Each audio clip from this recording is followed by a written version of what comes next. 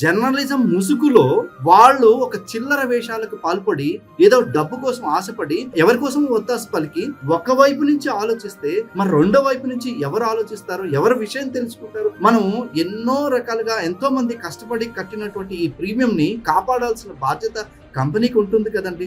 ఒకరో ఇద్దరు కస్టమర్స్ మోసం చేసి క్లెయిమ్ తీసుకోవాల్సినటువంటి వాళ్ళని సపోర్ట్ చేయమంటారా కంపెనీని? ఆరోగ్యంగా అంతా బానే ఉన్నాడు అని చెప్పి ఇన్సూరెన్స్ తీసుకొని క్లెయిమ్ రాకపోతే మీరు ఎలా క్లెయిమ్ ఇవ్వారో నేను చూస్తాను, నేను కోర్టుకు వెళ్తాను, నేను అక్కడికి వెళ్తాను. మీరు దొంగ కంపెనీ.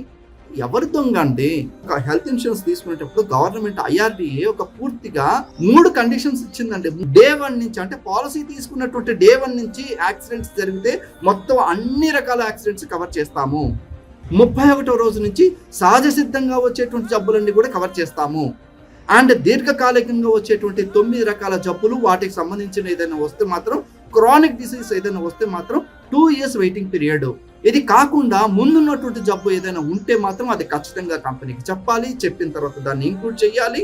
ఇంక్లూడ్ చేసిన తర్వాత 3 సంవత్సరాల తర్వాత క్లెయిమ్ వస్తుంది. కొన్ని రకాల జబ్బులకు మాత్రం కొన్ని రకాల కండిషన్స్ ఉంటే అసలు హెల్త్ ఇన్సూరెన్స్ ఇవ్వరు. ఏమంటే కస్టమర్ అంటే మాకు దేవుడండి అలా అని చెప్పేసి కొత్త దేవుడండి, కొంగొత్త దేవుడండి అని చెప్పేసి నెత్తిని పెట్టుకుని ఊరేగలేమండి.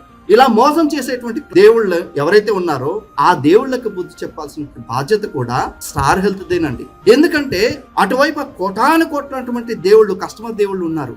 కంపెనీకి ప్రీమియం కట్టినటువంటి దేవుళ్ళని కాపాడాల్సిన బాధ్యత కూడా ఈ హెల్త్ ఇన్సూరెన్స్ కంపెనీకి ఉంది. దేవాలయం లాంటి దేహాన్ని సరిగ్గా చూసుకోలేక అనారోగ్యం పాలు చేసుకొని హాస్పిటల్కి వెళ్తే కష్టపడి సంపాదించుకొని ఖర్చు పెట్టాల్సినటువంటి టైంని భుజాన వేసుకొని కాపాడుతున్నటువంటి ఇన్సూరెన్స్ సంస్థలకి చేతులెత్తి మొక్కాలి. ఈ విషయాన్ని ఎవరైతే గాలికి వదిలేసేసి బురద చల్లాలని చెప్పేసి చూస్తున్నారో మిమ్మల్ని ఆ దేవుడే కాపాడాలి. దయచేసి జర్నలిస్ట్ మిత్రులందరికీ కూడా నేను చేతులెత్తి మనసారా కోరుకుంటున్నాను.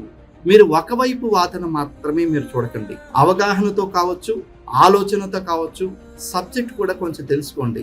ఏదో చిల్లర రాజకీయం, చిల్లర జర్నలిజం చేస్తే ఎలా అండి? జర్నలిజం కాదు, జర్నలిజం అంటారా దీన్ని? రాజకీయం అంటారా? ఇంకేమంటారు చెప్పండి ఒకసారి. బ్లాక్ మెయిలిజం అని అంటారు. దయచేసి మీరు నిజ నిజాలు ఏంటో తెలుసుకోండి. ఇది భారతదేశంలో ఉన్నటువంటి అన్ని ఇన్సూరెన్స్ రంగాలకి వర్తిస్తుంది. At the same time insurance రంగాన్ని మనం కాపాడుకుంటే కొన్ని వేల కుటుంబాలని కాదు, కోట్ల కుటుంబాలకి మనం ఆర్థిక సంరక్షణ ఇచ్చి కాపాడినటువంటి వాళ్ళం అవుతాం. సో దయచేసి తెలివిగా ఆలోచించండి.